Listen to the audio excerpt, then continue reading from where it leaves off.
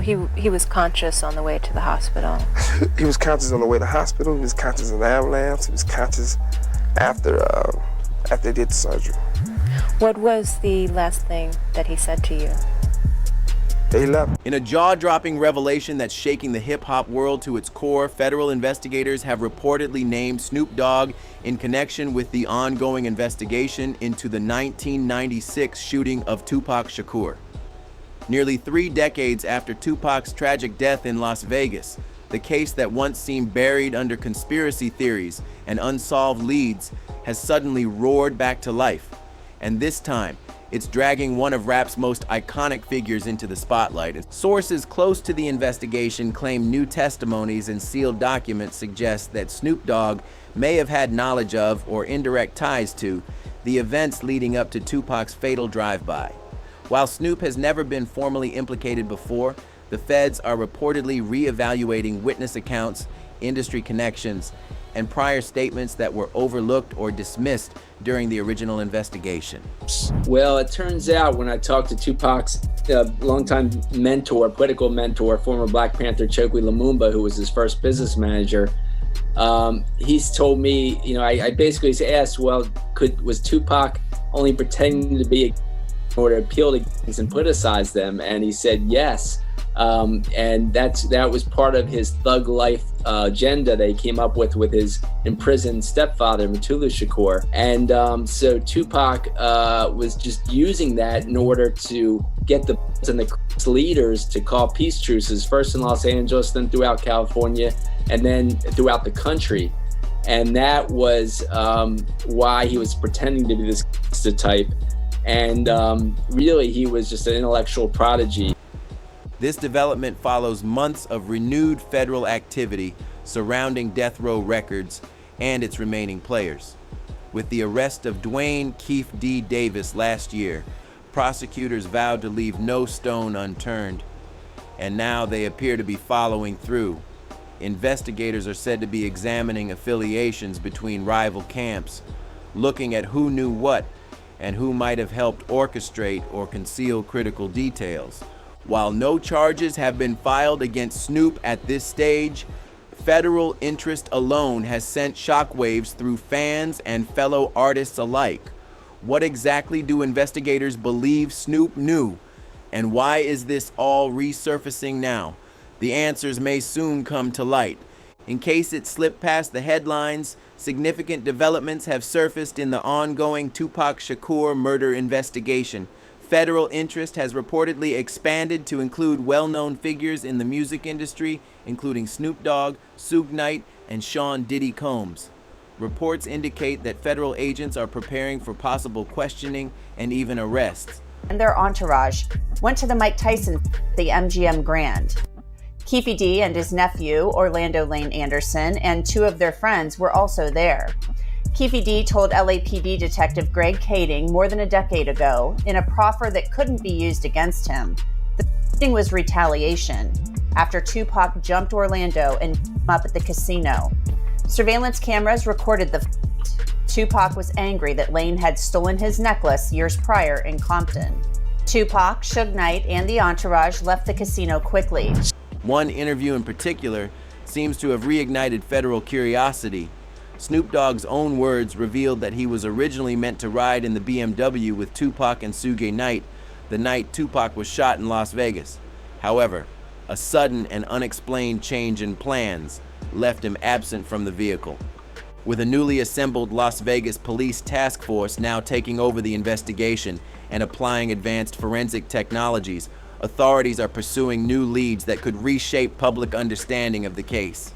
Back in the 1990s, Snoop Dogg was deeply embedded in street networks, prompting speculation that he may have been tipped off about a potential hit on Tupac, possibly explaining his last-minute decision not to ride along that night. Adding fuel to the investigation, federal agents uncovered another Snoop Dogg interview. In it, he mentioned that just 2 days before Tupac's death, tensions were high, suggesting that Tupac may have felt betrayed or distant from him. Say a week before he died, we was best of friends. 2 days before he died, I don't think he liked me. Why? Because we was in New York, and that happened. New York, they shot at me and did all kind of shit to me, like just the worst you could think of. And I forgave them.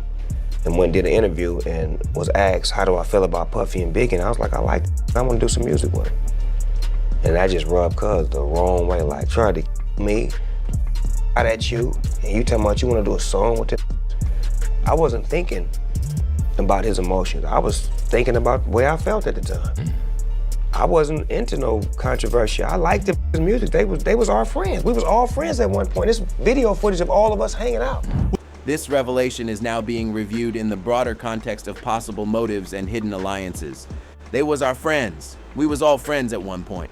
That statement, spoken during a resurfaced video of Tupac, Snoop Dogg, and others socializing, quickly reignited interest across the internet. As old footage made its rounds, fans launched into a frenzy, dissecting every frame and every phrase.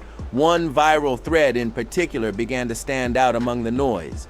The thread made a shocking claim, alleging that Snoop Dogg might have received intel that Tupac was secretly cooperating with federal authorities.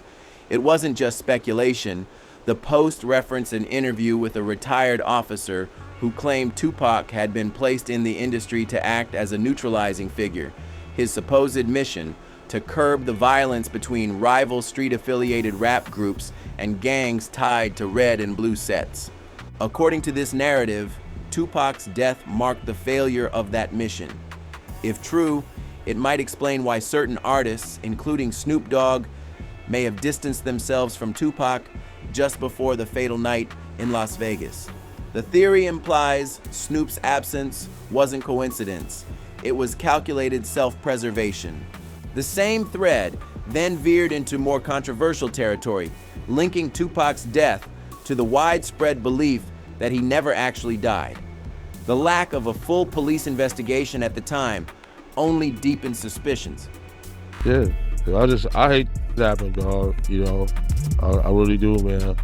'Cause it took a lot of people's lives, dude. It did happen. Probably to God. I feel they should, you know, that was wrong, man. It was just wrong, purely wrong. You know what I'm saying? I wish it had never happened. You know what I'm saying? That's my opinion on it. It never happened, dude. However, the post brought up a 2010 interview with rapper Tretch, a longtime friend of Tupac, who had worked with him on music during the early 90s. During the interview, Tretch spoke highly of Tupac, but once the formal questioning ended, the cameraman failed to stop the recording. What happened next in that candid, unguarded moment would go on to fuel one of the most persistent conspiracy theories in hip-hop history. When the camera hit the floor, the real conversation began. The interviewer, still mic'd up, casually asked Tretch about Tupac. Off the record, Tretch's reply was brief but explosive. "Last time I saw him, he was in Cuba. So if you ain't ready for it, get on the sidewalk." That statement, once buried in forgotten footage, would help spark one of the most persistent rumors in hip-hop history. Just 2 weeks later, a blurry video surfaced online showing a man resembling Tupac sitting calmly in a Cuban parking lot. It wasn't clear footage, but the resemblance was uncanny. That moment gave birth to the widely circulated Tupac is alive in Cuba theory, which has only gained traction over time. Now in 2025, advancements in technology have allowed investigators and digital analysts to re-examine this footage with new tools. What they've uncovered has reportedly unnerved even seasoned researchers. Adding fuel to the fire, Suge Knight, Tupac's close associate and CEO of Death Row Records, has long supported the idea that Tupac never died. Suge has echoed the same belief in multiple interviews over the years, but one in particular stands out. You were with Tupac, though, in regards to Tupac. I heard a story, did you give him different advice that night on where to go? I didn't give him no advice. Right. We wasn't seeing eye to eye. Right. So. Saying during the Tyson. Yeah, this incident that I'm explaining to you right now was the day before that. Okay. So when they got to Vegas, they went their way, I went back. I mean, when we got to LA, they went to Vegas and I went home. That's why I wasn't In it, he describes Tupac as doing remarkably well in the hospital after the Las Vegas shooting. "When I left that hospital, me and Tupac were laughing and joking," he said. "I don't see how someone can go from doing so well to just suddenly doing bad." That statement clashes with police records, which describe Tupac as being in a medically induced coma. So how could he be laughing with Suge if he was supposedly unconscious? The contradiction is glaring, and this isn't an isolated inconsistency. Suge gave a nearly identical account in a 2008 interview, further cementing the claim in the minds of believers. These mixed narratives, combined with sightings and unverified footage, have only made the Tupac story murkier. While the truth remains elusive, one thing is certain: this case is far from settled, and new evidence is now pulling it into the spotlight once again. Over the span of a decade, Suge Knight consistently doubled down on one claim: Tupac Shakur is still alive. Whether in formal interviews or casual statements, Suge maintained the same narrative. But after his 2008 public assertion, the consequences came swiftly. At a nightclub, Suge was targeted in a shooting where 6 rounds were fired in his direction. He survived, but it wasn't just a random incident.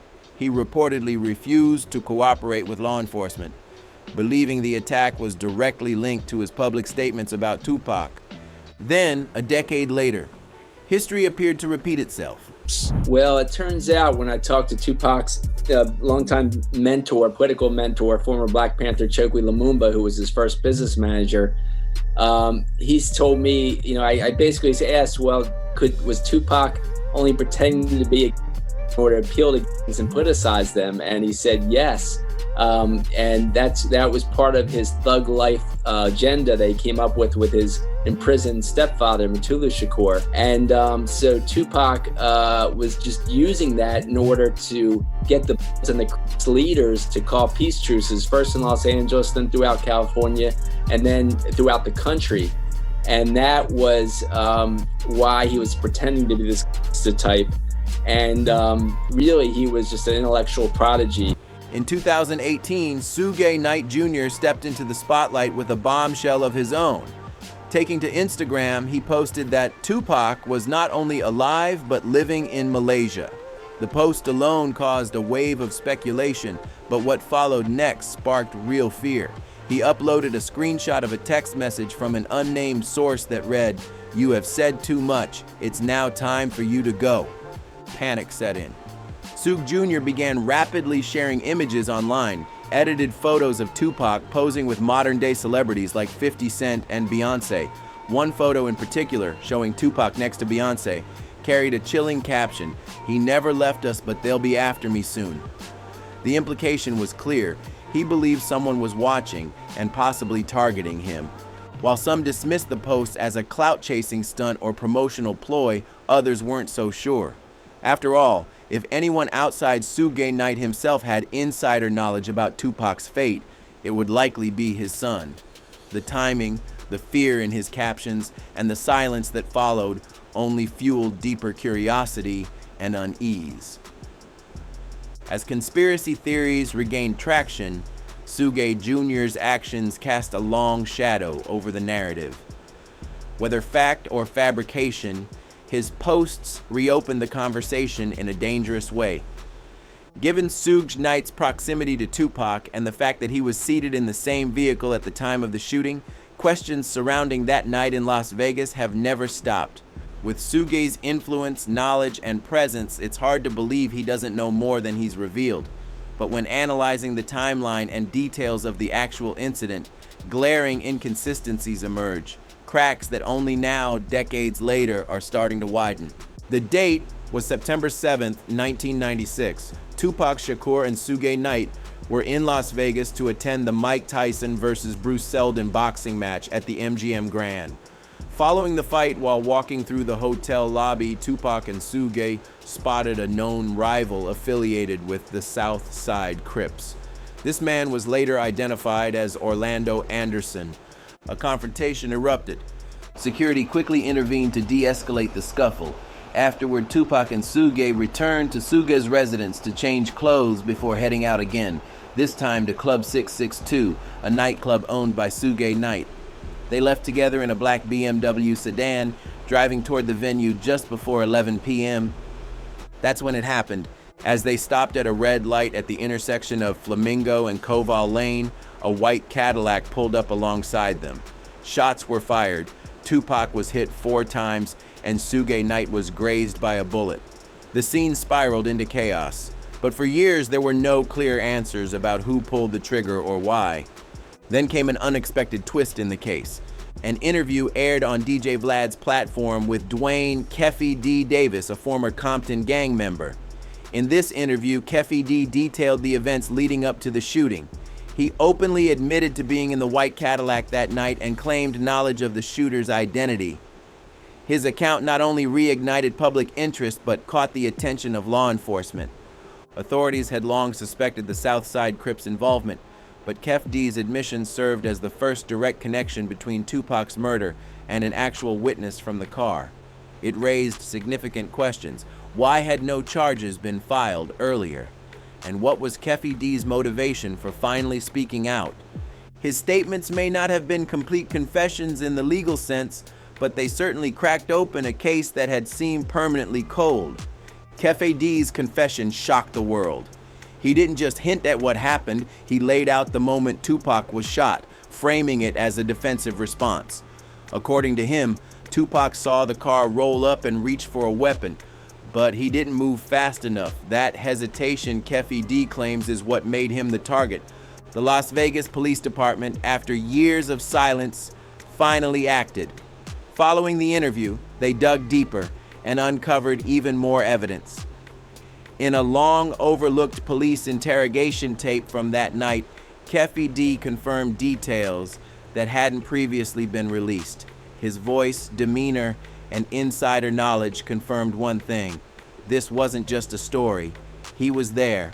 But what raised even more eyebrows was what came after. Keffy D didn't just stop at interviews. He wrote a book, Compton Street Legend, in which he boasted about his role and claimed street credibility from the incident. For years, he gave public interviews casually referencing the night Tupac was shot, almost taunting the justice system. So why was he only arrested now, decades later? Some fans argue that this timing is suspicious. With so many inconsistencies in the original investigation, and with theories about Tupac's survival still swirling, many believe Keffy D's arrest is a convenient way to close the case. It ties up loose ends without proving Tupac's fate either way. A scapegoat, some say, to quiet the noise. So now the question hangs heavy in the air. With this arrest, has justice truly been served? Or is this just the final curtain in a play scripted by the industry itself? Because when it comes to Tupac Shakur, nothing is ever that simple. Do you believe Tupac is still alive? Or has justice finally caught up with those responsible for his death? Let us know in the comments, hit that like button, and make sure to subscribe so you never miss the next explosive update. This story isn't over, and more is bound to unfold. We'll see you in the next one.